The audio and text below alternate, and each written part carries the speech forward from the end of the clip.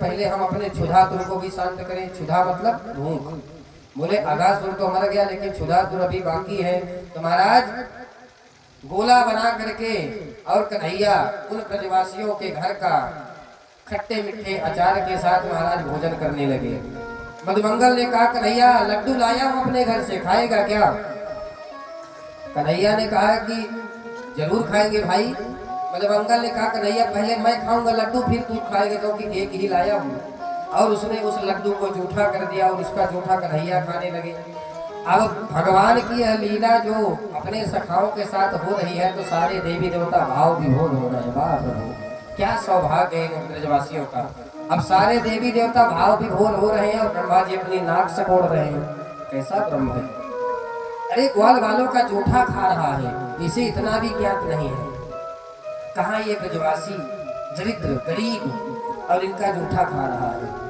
अरे ग्वालन के कर कौर छुड़ावत, ग्वालन के कर कौर छुड़ावत, ग्वालन के कर कौर छुड़ावत, ग्वालन के कर कौर छुड़ावत, ग्वालन के कर कौर छुड़ावत, इनके मुख को ग्रास छीन कर, इनके मुख को ग्रास छीन कर, इनके मुख को ग्रास छीन कर, इनके मुख को ग्रास छीन कर, अपने मुख में डारत है, अपने मुख में डारत है, ग्वालन के कर कौर छुड़ावत, ग्वालन के कर कौर छुड़ावत, ग्वालन के कर कौर छुड़ावत, कर कौर छुड़ावत, कर कौर छुड़ावत। अरे ये कैसा ब्रह्म है भाई कि ग्वाल वालों के हाथ से उनके ग्रास को छीन करके उनका जूठा अपने मुख में डाल रहा है। ये तो ब्रह्म हो ही नहीं सकता। अब ब्रह्मा जी ने परीक्षा लेना चाहा। सबसे पहले बछड़ों को गायब कर दिया। कन्हैया ने जैसे देखा कि बछड़े तो अभी पास में थे, भाई कहाँ गायब हो गए। जैसे ही कन्हैया बछड़े को ढूंढने गए कि ब्रह्मा जी ने ब्रजवासियों को भी ब्रह्मलोक ले गए, उनको भी चुरा लिया। कन्हैया ने जब ध्यान लगा के देखा वो चोरन के घर में चोरी। ब्रह्मा जी अपने आप को ज्यादा सृष्टिकर्ता का अभिमान पाल रहे हैं। अरे हम चोरन के सरदार और हमारे ही घर में चोरी कर रहे हैं। कन्हैया ने ब्रह्मा जी से कुछ नहीं कहा और अपने ही तेज से और अपने ही तप के प्रभाव से कन्हैया ने जितने बछड़े चुराए थे उसी प्रकार सब ज्यों का त्यों बछड़े प्रकट कर दिए। ज्यों का त्यों सारे ब्रजवासी उसी प्रकार लाठी डंडा भी कन्हैया बन गए, सबके वस्त्र भी कन्हैया बन गए। अर्थात कन्हैया ने सर्वम विष्णुमयं जगत इस महावाक्य को चरितार्थ कर दिया कि मैं ही कड़कड़ में विराजमान हूँ, हरि व्यापक सर्वत्र समाना। कन्हैया ने इस महावाक्य को चरितार्थ कर दिया। और तो और महाराज सबके अंगूठा भी एक से एक। महाराज आधार कार्ड से अंगूठा लगवाओ तो वही रेखाएं अंगूठा की ज्यों का त्यों। जिस प्रकार ब्रजवासी थे उनके मैया बाप ने पहचान तक नहीं पाई कि एक वर्ष में कि ये नकली है हमारे बेटे, नकली हमारे बछड़े हैं कि हमारे असली बेटे। लेकिन यह रहस्य दाऊ भैया एक दिन समझ गए कि कन्हैया ये जितने बछड़े और जितने ग्वाल वाल हैं सब में तू क्यों नजर आ रहा है भाई। कन्हैया ने समझाया भैया ये लीला चल रही है। दाऊ भैया मुस्कुराने लगे, बोले धन है कन्हैया तेरी लीला। एक वर्ष बाद जब ब्रह्मा जी पुनः आए, ब्रह्मा जी ने देखा कि देखो तो ब्रज में चल करके देखा तो कन्हैया फिर से ग्वाल बालाओं के साथ खेल रहे हैं, कबड्डी खेल रहे हैं महाराज, और वही बछड़े सब चल रहे हैं। ब्रह्मा जी कभी ऊपर देखते हैं कभी नीचे। अब ब्रह्मा जी चक्कर खा गए। चार मुख वाले चतुराने ब्रह्मा भी चक्कर में पड़ गए कि भाई ये हो क्या रहा है। तब ब्रह्मा जी को अपनी गलती का भान हुआ कि महाराज ये परब्रह्म परमेश्वर ही है, क्योंकि दूसरी सृष्टि तो केवल भगवान के अलावा कोई कर ही नहीं सकता। महाराज ब्रह्मा जी ने जब ग्वाल बालों को देखा कि मैंने तो इनको बनाया ही नहीं, कि कोई भी कारीगर होगा तो अपनी बनाई मूर्तियों को पहचान जाता है ना। तो ब्रह्मा जी ने कहा कि मेरा मटेरियल तो इसमें कुछ दिख ही नहीं रहा भाई, इनको कौन बना दिया। जब ब्रह्मा जी ने ध्यान लगाया तो सारे गोप ग्वाल, सारे बछड़े चतुर्भुज भगवान श्री हरि के रूप में दर्शन दिए, सब भगवान कन्हैया के रूप में दर्शन दिए। ब्रह्मा जी आए और भगवान के चरणों में विनती करने लगे। चतुरानन ने 40 श्लोक से भगवान की स्तुति की। नवमीड्यते भ्रवपुषे तडितं पदाया गुंजावतंस परिपेक्षल सन्मुखाया वन्यस्रजे कवलवेत्र विषाणवेणो लक्ष्मश्रिये मृदुपते पशुपांगजाया। हे प्रभु आपकी जय हो, आप ही नौमी स्तौमी अर्थात आप ही प्रणाम करने की योग्य है। प्रभु आज तक हमने आपका ऐसा दिव्य स्वरूप कभी नहीं देखा। अभी तो हमने आपको चतुर्भुज रूप में देखा कि एक हाथ में शंख चक्र गदा लिए और कमल का पुष्प लिए तो बहुत देखा, लेकिन आज आपके हाथ में एक डंडा है और कमर पर बेड़ू मुरली शोभायमान हो रही है और हाथ में दही भात लिए है। वाह प्रभु क्या छवि है आपकी, बड़ी सुंदर स्तुति की है। ब्रह्मा जी ने कहा प्रभु आप हमको बनाते हैं लेकिन हम आपको नहीं बनाते। ब्रह्मा जी ने कहा प्रभु जो हम शरीर बनाते हैं 5 भौतिक शरीर है, चित जल पावक गगन शरीरा, और आपका शरीर 5 भौतिक नहीं है, क्योंकि आप प्रकट भय विधि न बनाए, आप स्वयं प्रकट होते हैं निज इच्छा निर्मित तनु। आपको कोई नहीं बनाता, ना तो आपको कोई प्रकट करता है, आप अपने स्वेच्छा से ही प्रकट हो जाते हैं।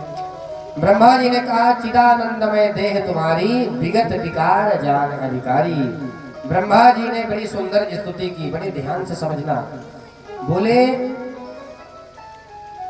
जिसको भगवान की कृपा चाहिए जीवन में 3 बात अपने जीवन में उतार ले, शीघ्र ही भगवान की प्राप्ति हो जाती है।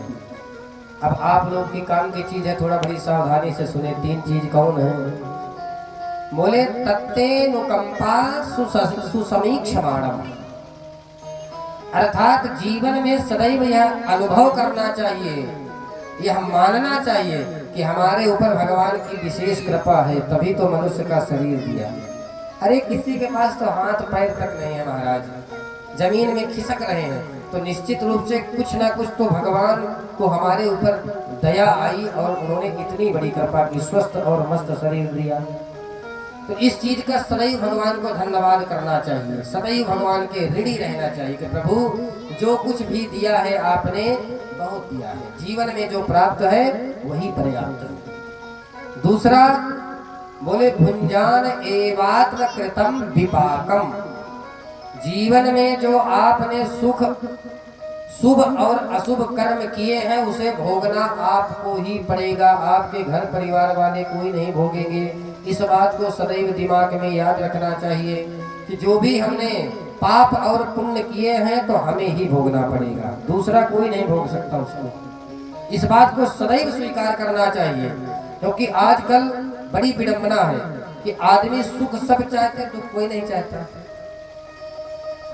तो सुख करने के लिए हमें पुण्य करना पड़ेगा, लेकिन पुण्य करते नहीं, पाप किए बिना रह नहीं पाते। बड़ी विडंबना है ना।